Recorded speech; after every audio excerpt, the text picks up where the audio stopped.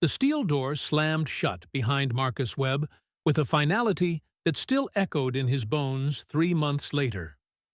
47 years old, with distinguished gray hair that somehow maintained its professional sheen, even in this godforsaken place. Marcus had once commanded boardrooms where million-dollar infrastructure projects were decided with his signature. Now, he commanded nothing but the 6-by-8-foot concrete box they called a cell. Riverbank State Correctional Facility wasn't maximum security, but it wasn't soft either. It existed in that gray zone where the system had learned to hide its worst impulses behind bureaucratic indifference. The kind of place where corruption didn't announce itself with dramatic flourishes, but rather seeped through the cracks like black mold, silent and toxic. Marcus had been framed. A brilliantly orchestrated fraud scheme at his engineering firm, with forged documents bearing his electronic signature, falsified emails, and a paper trail that led directly to him. His former business partner, Richard Chen, had needed a fall guy when the FBI started circling. Marcus, with his trusting nature and his naive belief that competence and integrity were shields against betrayal, had been the perfect target. The morning it happened started like any other Tuesday. Marcus stood in the breakfast line, his gray hair still damp from the cold shower that passed for hygiene in this place. The cafeteria reeked of industrial disinfectant, and something that might have been eggs, but could just as easily have been a petroleum byproduct.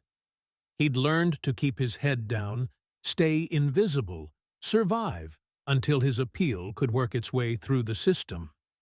That's when Officer Derek Haynes decided to make Marcus his project. Well, well, well. Haynes's voice cut through the morning chatter like a serrated blade. If it isn't the white-collar wonder boy. Marcus felt the shift in atmosphere before he saw the man. Conversations died.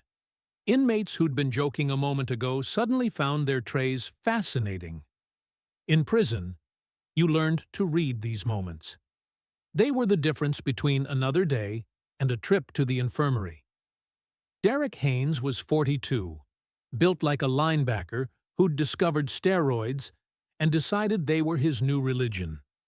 His uniform was always impeccably pressed, his boots polished to a mirror shine. He took pride in his appearance the way a predator takes pride in its claws. Clean, sharp, ready. "Something I can help you with, officer." Marcus kept his voice neutral, respectful. He'd been nothing but compliant since arriving. No infractions, no attitude, just a man trying to survive an injustice. "Help me?" Haynes stepped closer, invading Marcus's personal space with practiced aggression. "You think you're here to help people, Webb? Let me explain something about your situation." The other inmates had created a subtle circle of empty space around them. Nobody wanted proximity to whatever was about to happen. Marcus felt his engineering mind cataloging details despite his rising anxiety. Haynes's breath smelled like coffee and menthol cigarettes. His eyes were slightly bloodshot. His right hand kept flexing, as if working through some internal calculation. "You got special treatment in booking because you're educated." Haynes made air quotes with his fingers, his voice dripping with contempt. "Got yourself a single cell when the brothers are stacked 3 to a room. Got yourself library privileges. Got yourself that clean laundry because you know how to talk to the right people." None of this was true. Marcus had received standard processing. His single cell was random assignment.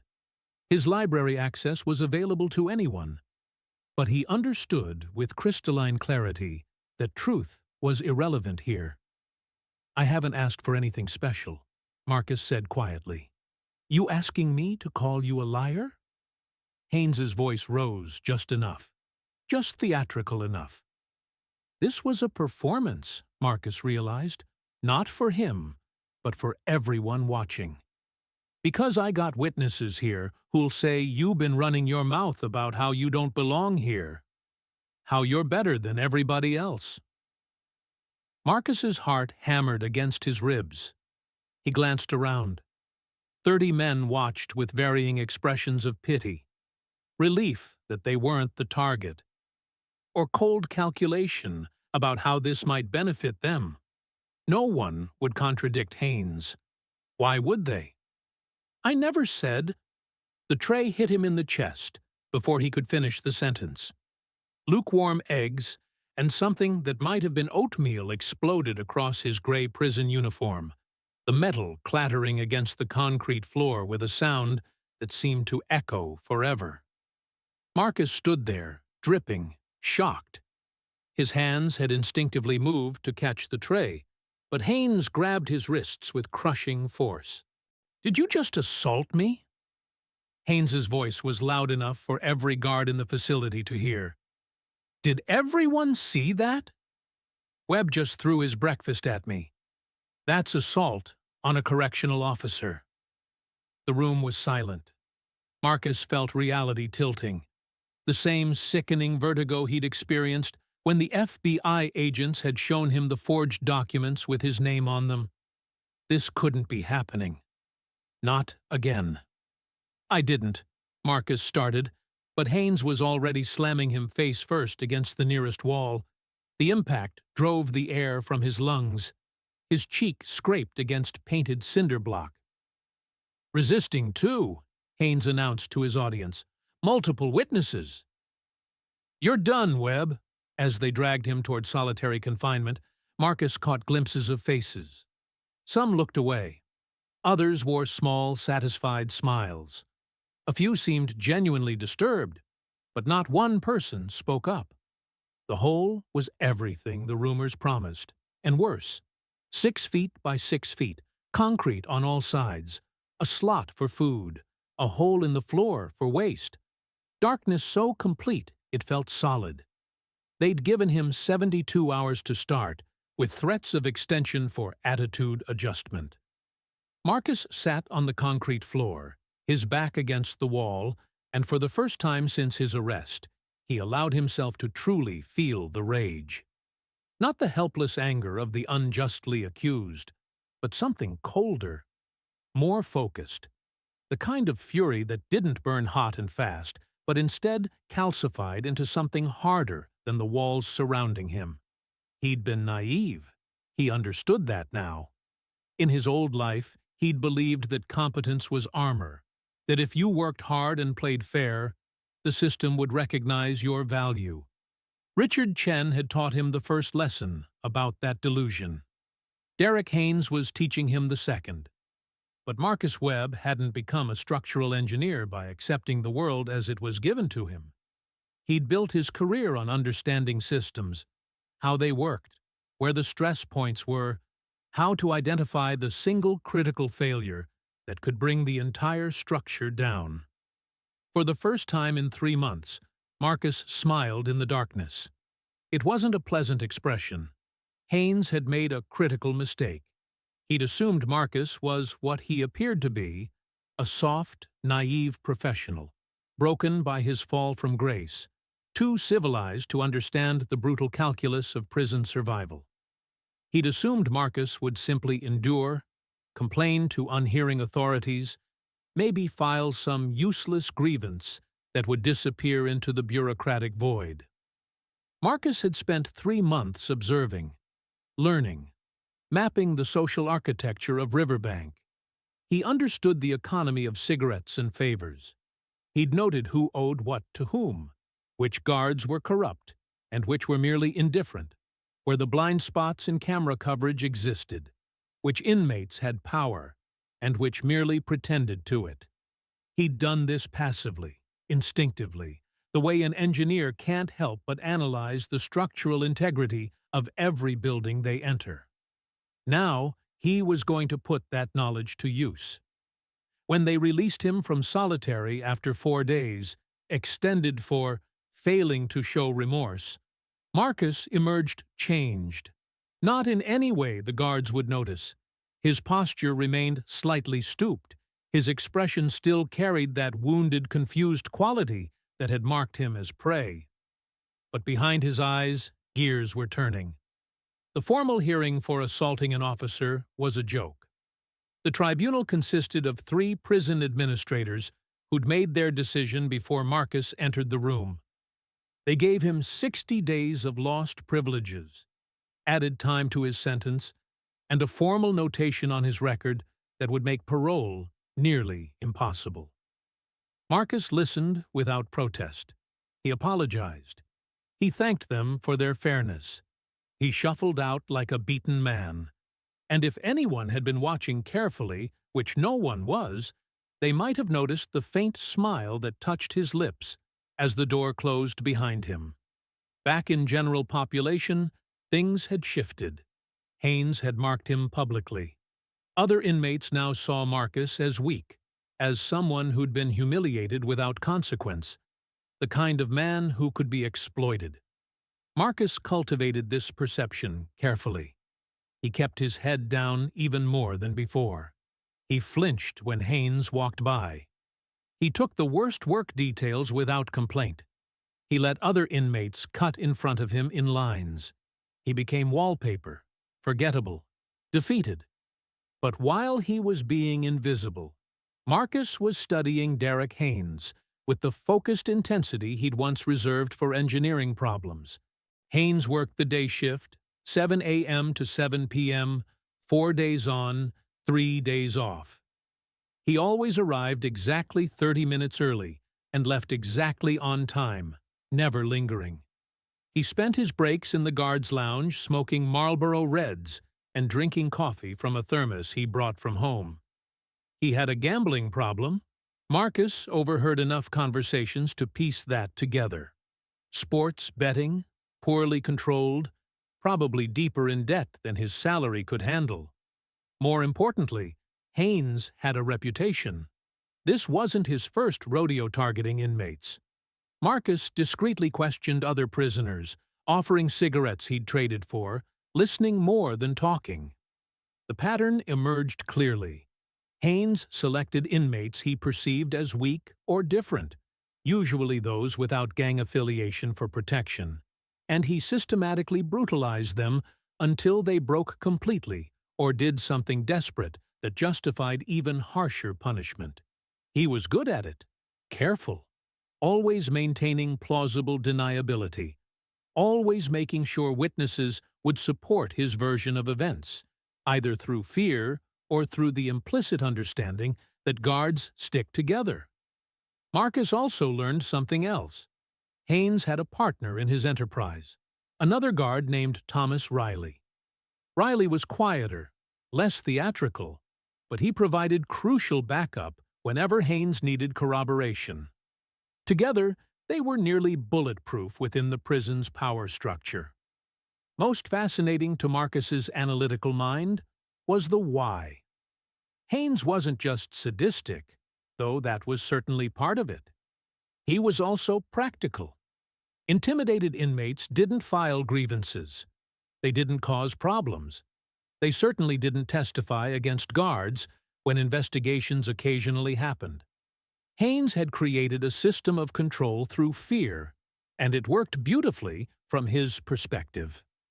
Marcus spent 3 weeks gathering information while appearing to sink deeper into defeated submission. He noticed which inmates Haynes had targeted before. He learned their stories. He discovered that 2 of them had filed complaints that went nowhere.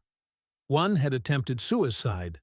Another had been transferred to a psychiatric facility after a complete breakdown.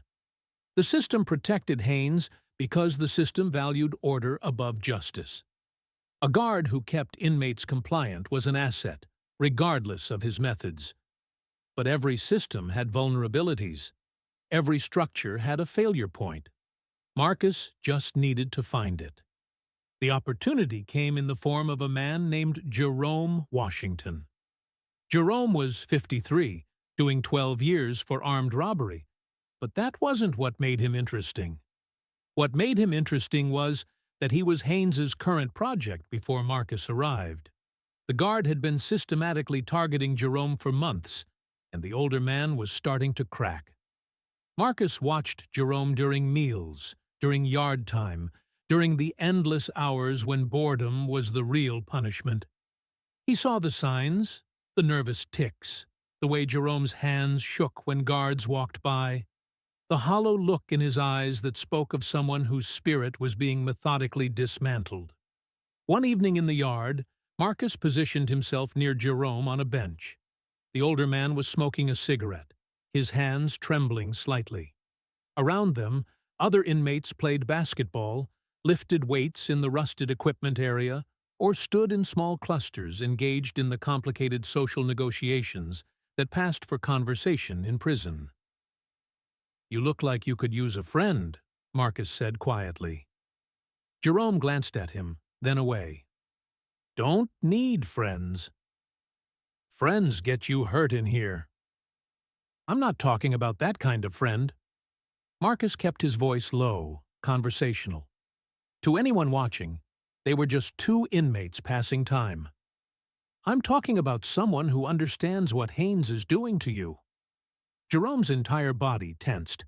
His eyes darted around the yard, checking for listening ears. "Don't know what you mean." "Yes, you do. Same thing he did to me.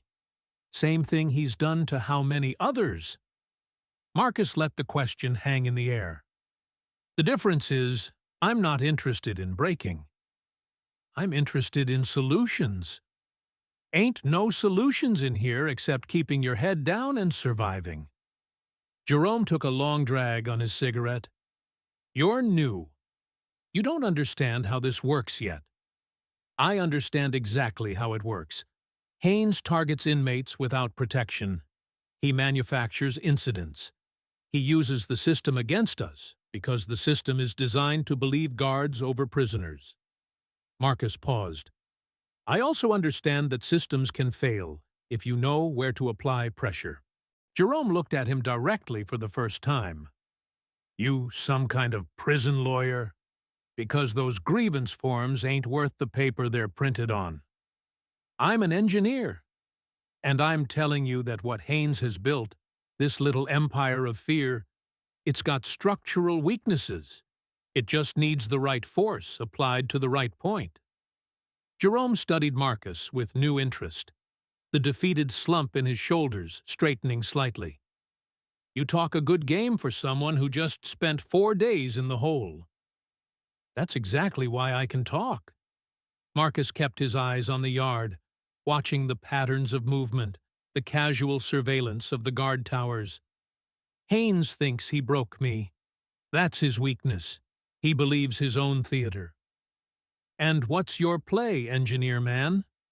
Jerome's voice carried equal parts skepticism and desperate hope. "You gonna build us a tunnel? File some paperwork that'll magically make the administration care?"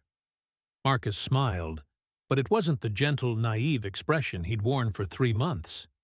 This smile had edges.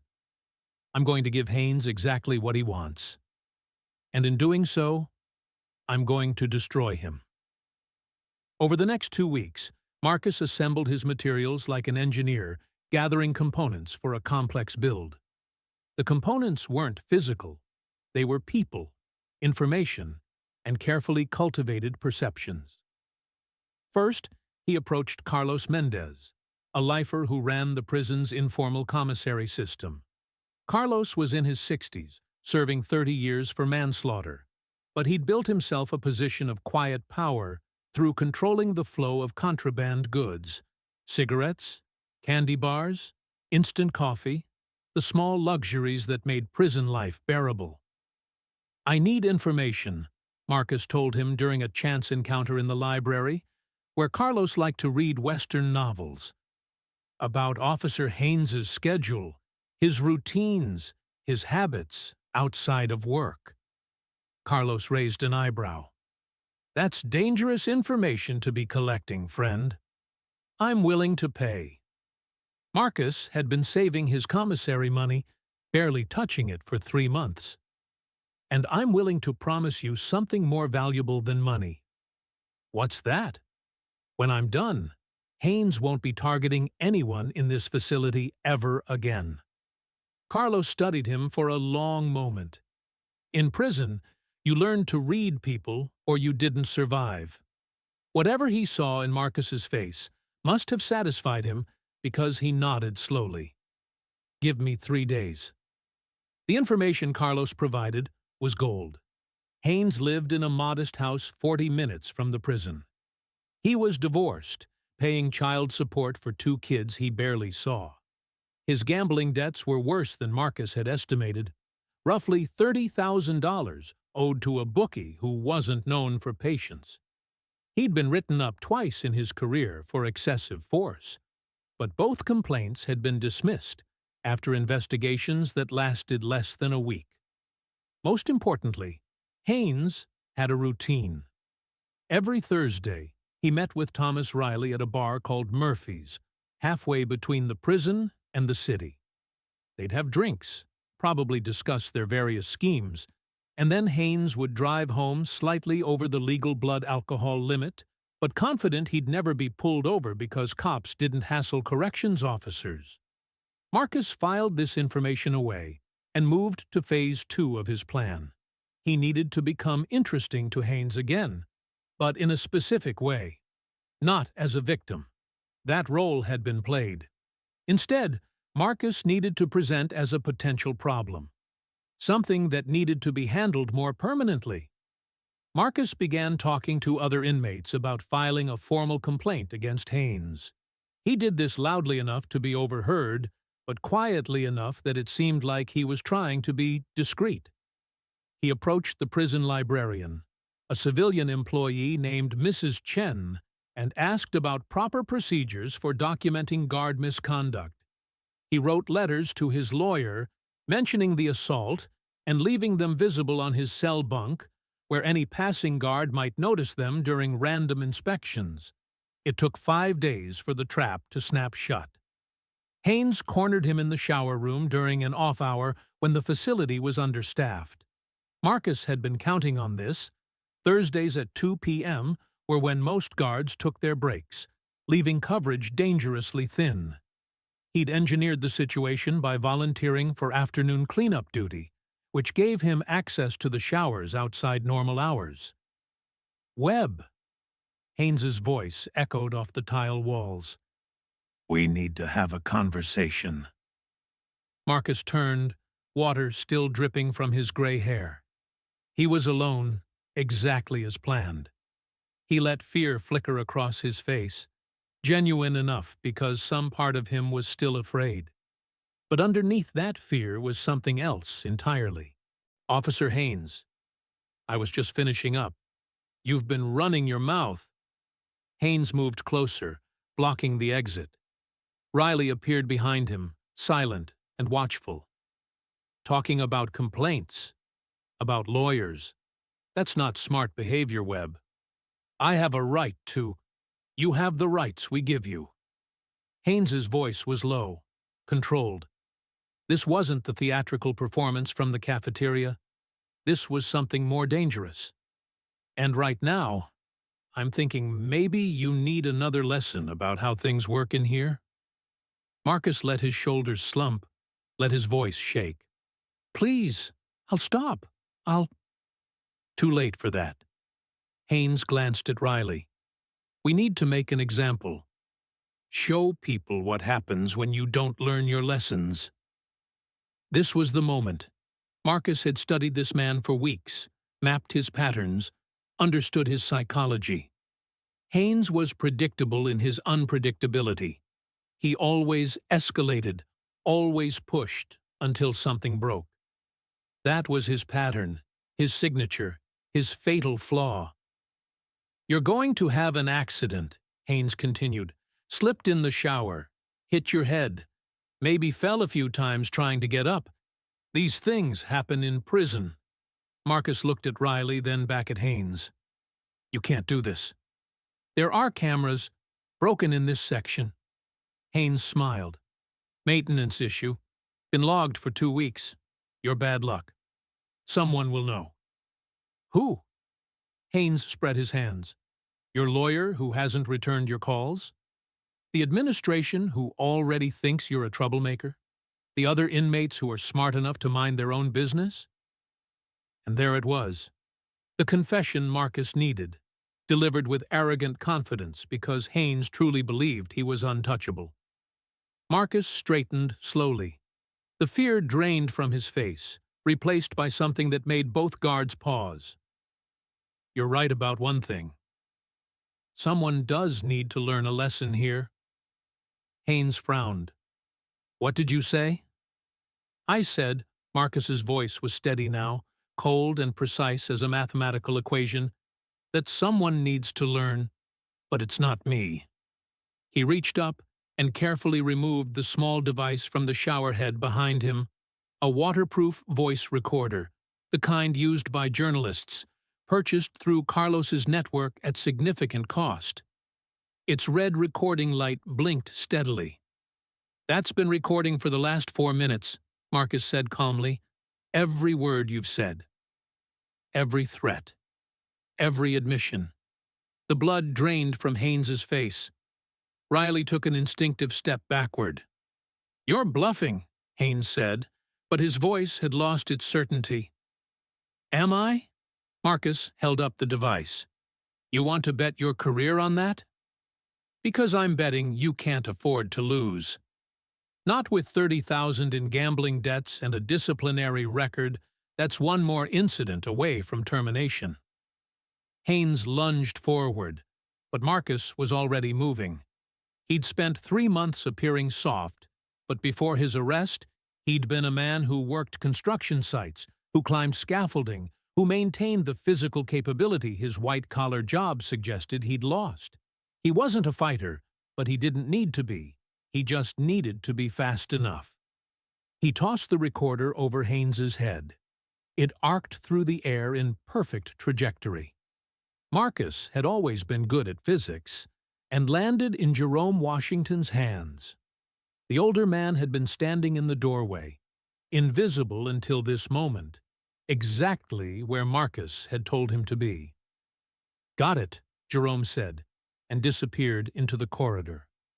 Haynes spun, started to give chase, but Marcus's voice stopped him. "You really want to explain to the administration why you were chasing an inmate through the facility during your break period? Why you were in a disabled shower room with a prisoner and no witnesses? How that recording ended up getting mailed to the State Corrections Board, the local newspaper, and the FBI field office that handles federal prison oversight?" Haynes turned back, and for the first time, Marcus saw real fear in the guard's eyes. "Here's what's going to happen," Marcus continued, his voice calm and methodical. "That recording is already being copied. Jerome's giving it to Carlos, who has connections to people on the outside. By tonight, 6 copies will exist in 6 different locations. If anything happens to me, to Jerome, or to anyone else you've been targeting, those recordings go public. You can't. I can. And I have." Marcus stepped closer. "You built a system, Haynes.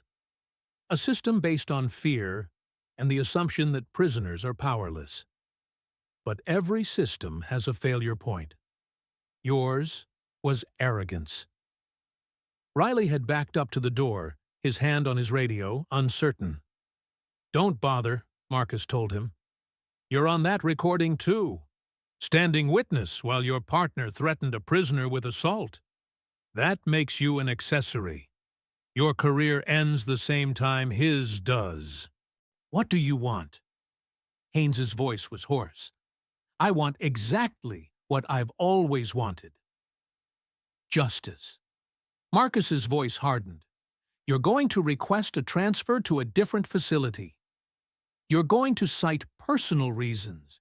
You're going to do it tomorrow. And you're going to make sure that every complaint that's been filed against you in the last 5 years gets reopened and properly investigated. They won't. They will when they hear that recording. When they realize how bad the publicity would be if it leaked. When they understand that you're not worth protecting anymore." Marcus smiled, and it was the coldest expression Haynes had ever seen. "You created fear as your weapon. Now you get to live with it. Every day, Wondering if today is the day those recordings go public? Every interaction with a prisoner, knowing they might be documenting you. Every shift, understanding that your immunity is gone. Haynes's hands were shaking. The predator had become prey, and the reversal was complete. "There's more," Marcus continued. "You're going to personally apologize to every inmate you've targeted. In writing, signed, witnessed.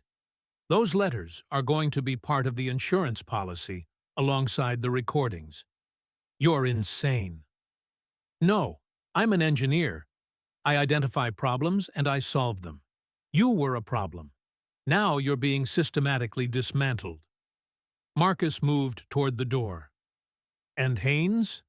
If I ever hear about you targeting another inmate at whatever facility you end up at, if I hear that you've gone back to your old methods, those recordings go viral.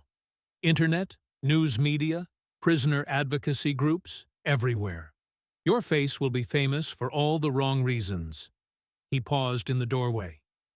"You have 24 hours to request that transfer. After that, the first copy gets mailed to the State Corrections Board. After 48 hours, the newspapers get theirs.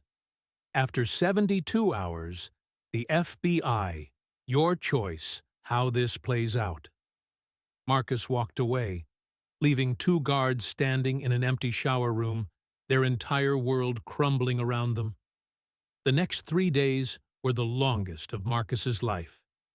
He'd built his plan carefully, but there were variables he couldn't control. Haynes could panic, do something desperate. Riley could convince him to gamble on confiscating all the recordings.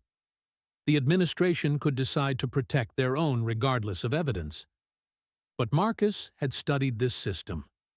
He'd learned its rhythms, its priorities, its fears. And he'd bet correctly. On the 4th day, Derek Haynes submitted his transfer request. By the end of the week, he was gone. The recordings never went public. They didn't need to. Their existence was enough. Marcus kept the master copy in a sealed envelope with Carlos, who'd agreed to mail it if Marcus died or disappeared under suspicious circumstances. The other copies were distributed to trusted inmates who understood that their insurance was everyone's insurance. More importantly, word spread through the prison like wildfire. Not the details, Marcus made sure those stayed vague, but the essential truth. Someone had stood up to Haynes and won.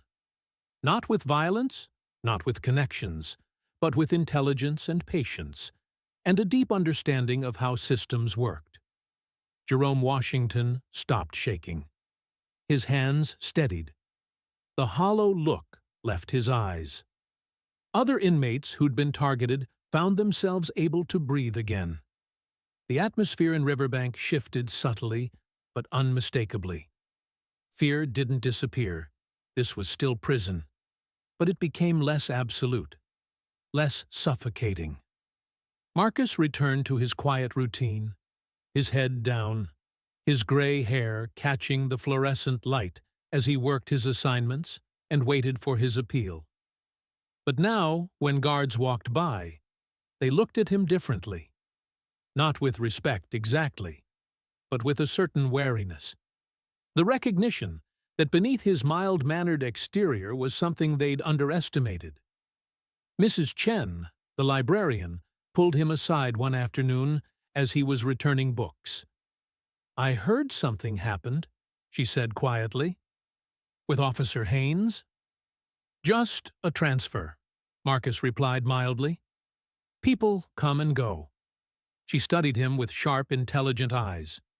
"You know, Mr. Webb, I've worked here for 15 years. I've seen a lot of men broken by this system. It's rare to see someone who refuses to break. I'm not special." "Yes, you are." She handed him a new book, a technical manual on structural engineering. "Someone donated this to the library yesterday. Thought you might find it useful." Marcus opened the cover. Inside, in neat handwriting, was an inscription. for the man who understands that the strongest structures are built on solid foundations. J.W. Jerome Washington couldn't write well, but he could write enough for this. Marcus smiled, a real smile this time, not calculated or cold, but genuinely warm. Thank you, Mrs. Chen. Thank you, Mr. Webb, for reminding us that intelligence and patience are sometimes more powerful than any other weapon. That night, in his cell, Marcus lay on his bunk and stared at the ceiling.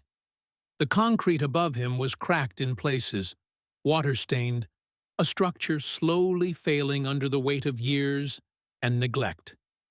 But it still stood. It still functioned. It still served its purpose. He thought about Derek Haynes, probably lying in his own bed in his modest house, staring at his own ceiling, wondering if today was the day the recordings surfaced. Living with fear now, the way he'd made others live with it. The psychological burden shifting from his victims to himself. A perfect reversal. A complete transfer of power. That was the real victory, Marcus understood. Not the transfer request, not even the safety he'd secured for Jerome and the others. The real victory was showing a bully what it felt like to be bullied by his own weapons. To be trapped by the very system he'd exploited. To understand, intimately and permanently, the damage he'd inflicted. Some might call it revenge. Marcus preferred to think of it as engineering. He'd identified a structural weakness, Haynes's arrogance, his predictability, his belief in his own invulnerability. He'd applied precise force at the critical point. The structure had collapsed exactly as calculated. And in doing so, he'd built something new. Not just safety for himself, but a template. Other inmates would remember what happened. They'd understand that power in prison didn't only flow from violence or connections. It could flow from intelligence, from patience, from the careful mapping of systems, and the identification of their vulnerabilities. Marcus closed his eyes. For the first time in 4 months, he slept deeply and without nightmares. Tomorrow, he'd continue his appeal process. He'd continue working his assignments. He'd continue appearing unremarkable and defeated to anyone who didn't look closely. But he'd also continue being exactly what he'd always been. An engineer who understood that every system, no matter how intimidating, had a failure point. You just had to be smart enough to find it, and patient enough to exploit it. And most importantly, he'd continue being a man who refused to be broken by injustice, who refused to accept that the strong would always prey on the weak, who understood that sometimes the most powerful resistance wasn't loud or dramatic, but quiet, methodical, and absolutely devastating. Derek Haynes had taught him a valuable lesson, though not the one he'd intended. He'd taught Marcus that in prison, as in life, the game wasn't about being the strongest or the most connected.